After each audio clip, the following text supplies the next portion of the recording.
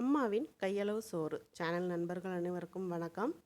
இட்லி தோசைக்கு இந்த மாதிரி ஒரு சிக்கன் குழம்பு செஞ்சு கொடுங்க, ரொம்பவே சூப்பராக இருக்குது அப்படிம்பாங்க. குறிப்பாக இடியாப்பத்துக்கெல்லாம் இந்த மாதிரி ஒரு சிக்கன் குழம்பு செஞ்சீங்க அப்படின்னா ரொம்ப நல்லா இருக்குன்னு சொல்லி வீட்டில் கட்டாயம் உங்களை பாராட்டுவாங்க. அந்த அளவுக்கு டேஸ்டான இந்த சிக்கன் குழம்பு எப்படி செய்யலான்னு பார்க்கலாம் வாங்க. வீடியோக்குள்ளே போக முன்னாடி நீங்கள் இன்னும் அம்மாவின் கையளவு சோறு சேனலை சப்ஸ்கிரைப் பண்ணலன்னா சப்ஸ்கிரைப் பண்ணிக்கோங்க. சப்ஸ்கிரைப் பண்ணும்போது தான் ஆளுங்கிற பெல் பட்டனோட சப்ஸ்கிரைப் பண்ணிக்கோங்க. அப்போ தானே போடக்கூடிய வீடியோஸ் உடனுக்குடனே ஒரு நோட்டிஃபிகேஷனில் கிடைக்கும். வாங்க இதுக்கு ஒரு மசாலா வறுத்துடலாம். கடாய் ஒன்று அடுப்பில் வச்சுக்கோங்க. 2 ஸ்பூன் அளவுக்கு எண்ணெய் விட்டுக்கோங்க. எண்ணெய் நல்லா சூடாகட்டும்.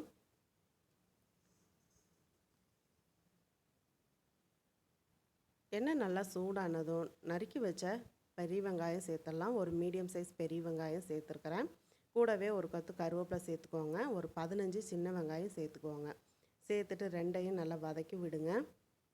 ஒரு 5 நிமிஷம் இந்த மாதிரி வதக்கி விட்டிங்கன்னா போதும். ரொம்ப வெங்காயம் வந்து வதங்கக்கூடாது.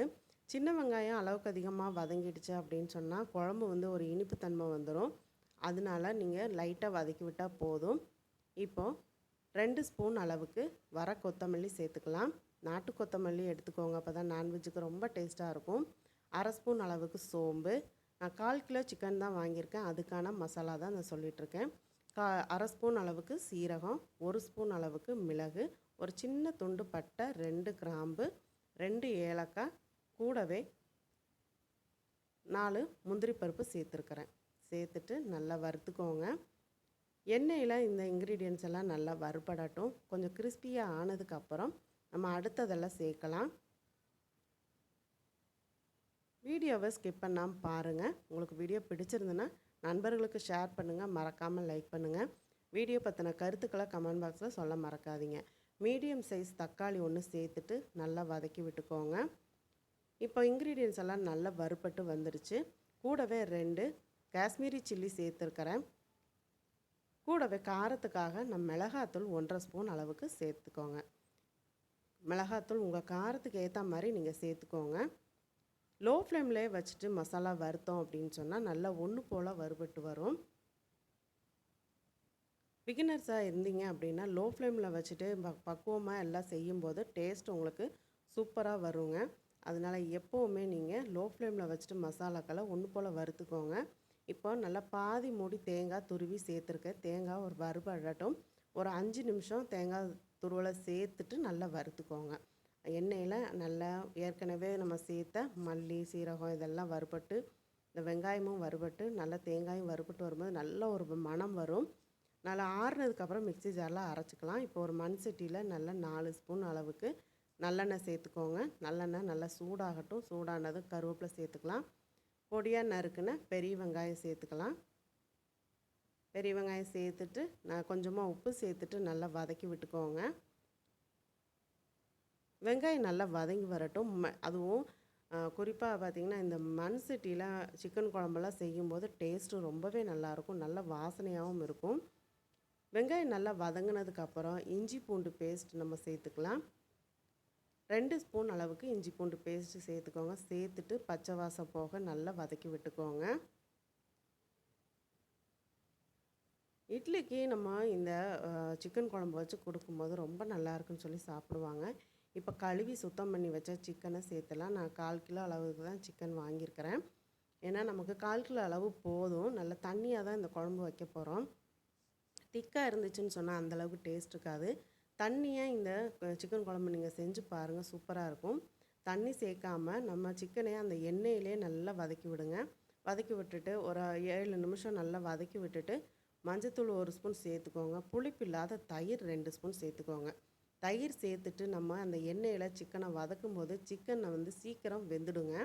நல்லா லோ ஃப்ளேம்லேயே இருக்கட்டும். லோ ஃப்ளேம்லேயே வச்சுட்டு, ஏன்னா மண் சட்டி வந்து எப்போவுமே சூடாயிருச்சு அப்படின்னு சொன்னால் ஹீட் வந்து நல்லா நிற்கும். அதனால் நீங்கள் லோ ஃப்ளேம்லேயே வச்சுட்டு நல்லா பரட்டி விட்டுட்டு நீங்கள் மற்ற மசாலாலாம் அரைச்சிட்டு எடுத்துகிட்டு வாங்க. அதுக்குள்ளே அந்த சிக்கனில் இருக்கிற தண்ணியெல்லாம் பிரிஞ்சு வந்து நல்லா எண்ணெயில் வதங்கி வந்திருக்கும். இப்போது முருங்கைக்காய், நான் ஒரு முருங்கைக்காய் சேர்த்துருக்கேன். இந்த முருங்கைக்காய் தான் இதோட ஹைலைட்டு. இந்த சிக்கன் குழம்புக்கு இந்த முருங்கைக்காய் சேர்த்துட்டு அந்த சிக்கன் குழம்பு ஊற்றிக்க இட்லிக்கு சாப்பிடும்போது அப்படி ஒரு டேஸ்ட்டாக இருக்குங்க. 4 இட்லி சாப்பிட்றவங்க 8 இட்லி சாப்பிடுவாங்க, அந்த அளவுக்கு டேஸ்ட்டாக இருக்கும். பாருங்கள், நம்ம போய் தண்ணி ஊற்றாமல் நம்ம தயிர் சேர்த்து எண்ணெயில் வதக்குனதுலேயே சிக்கன் வந்து நல்லா பாதி வெந்துடுச்சு. இப்போ நல்லா இந்த மாதிரி பெரட்டி விட்டுட்டு அரைச்சி வச்ச மசாலாவை சேர்த்துடலாம். மசாலா நல்லா நைஸாக அரைச்சிருக்கணும், கொரகொரப்பாக இருக்கக்கூடாது. நான் எல்லா பொருளும் வறுத்துட்டு நம்ம அரைக்கிறதுனால நல்லா நைஸாக அரைச்சா தான் நல்லாயிருக்கும். இல்லை மசாலா நைஸாக அரைக்கலை அப்படின்னா அங்கங்கே அந்த திப்பி திப்பியாக அந்த மல்லியெல்லாம் இருக்கும்போது சாப்பிட்றதுக்கு நல்லா இருக்காது. இந்த மாதிரி தான் சூப்பராக குழம்பு வச்சு அம்மா வந்து நாங்கள் சின்ன வயசில் இட்லிக்கு வச்சு கொடுப்பாங்க. ரொம்ப நல்லாயிருக்கும். தீபாவளிக்கெல்லாம் பார்த்திங்கன்னா எங்கள் ஊரில் வந்து மதியம் வந்து சாப்பாடு செய்ய மாட்டாங்க. காலையில் இந்த பலகாரங்கள்லாம் செஞ்சுட்டு இட்லி செஞ்சு நல்லா ஒரு சட்டி நிறையா இந்த சிக்கன் குழம்பு இதெல்லாம் செஞ்சு வச்சுருவாங்க. செஞ்சு வச்சு அந்த குழம்பு வச்சு சாப்பிடுவோம். சூப்பராக இருக்கும். இட்லியெல்லாம் சாப்பிட்றதுக்கு அவ்வளோ சந்தோஷமாக இருக்கும். அது மாதிரி தான் நான் இப்போ எங்கள் அம்மா செய்கிற மாதிரி தான் நான் இந்த சிக்கன் குழம்பு செஞ்சுருக்கேன். முக்கியமாக எங்கள் அம்மா வந்து இந்த முருங்கைக்காய் போட்டு தான் இந்த சிக்கன் குழம்பு பண்ணுவாங்க. அவ்வளோ டேஸ்ட்டாக இருக்கும். ஒரு தடவை நீங்கள் ட்ரை பண்ணி பாருங்கள். இப்போ மசாலாவை சேர்த்துட்டு நல்லா 1 டம்ளர் அளவுக்கு தண்ணி சேர்த்துக்கோங்க. 1 டம்ளருங்கும்போது கிட்டத்தட்ட நான் ஒரு 1/2 லிட்டர் தண்ணி சேர்த்துருக்கிறேன். சேர்த்துட்டு மசாலாவை நல்லா கலந்து விட்டுக்கோங்க. கலந்து விட்டுட்டு உப்பு போதுமான்னு செக் பண்ணி பார்த்துக்கோங்க. உப்பு நல்லா மீடியம் ஃப்ளேமில் வச்சுட்டு குழம்பு வந்து நல்லா கொதிக்க விடுங்க. நல்லா கொதித்து இந்த மாதிரி கொஞ்சம் திக்காகி வரும். ஏன்னா நிலக்கடலை சேர்த்துருக்கிறதுனால குழம்பு கொஞ்சம் திக்காகி வரும். நிலக்கடலை சேர்க்காம நீங்கள் கசகசா சேர்த்தாலுமே இந்த மாதிரி திக்கான ஒரு பக்குவத்துக்கு வரும். ரொம்பவும் திக்காக விட்டுறாதீங்க, கொஞ்சம் தண்ணியாக தான் இருக்கணும். மேலாப்பில் மல்லித்தலையை தூவிட்டு 2 ஸ்பூன் நல்லெண்ணெயும் சேர்த்துட்டு அடுப்பை ஆஃப் பண்ணிவிடுங்க. ஆஃப் பண்ணிவிட்டு நல்லா ஒரு கிளறி விட்டுட்டு மூடி வச்சுடுங்க. ஒரு 10 நிமிஷம் கழித்து சுட சுட இட்லியோட சர்வ் பண்ணுங்கள். சூப்பராக இருக்கும். நீங்களும் கட்டாயம் செய்து பார்த்துட்டு கமெண்ட் பாக்ஸில் எப்படி இருந்துச்சுன்னு சொல்லுங்கள். தொடர்ந்து சப்போர்ட் பண்ணுங்கள். மீண்டும் அடுத்த ஒரு வீடியோவில் சந்திக்கிறேன். நன்றி, வணக்கம்.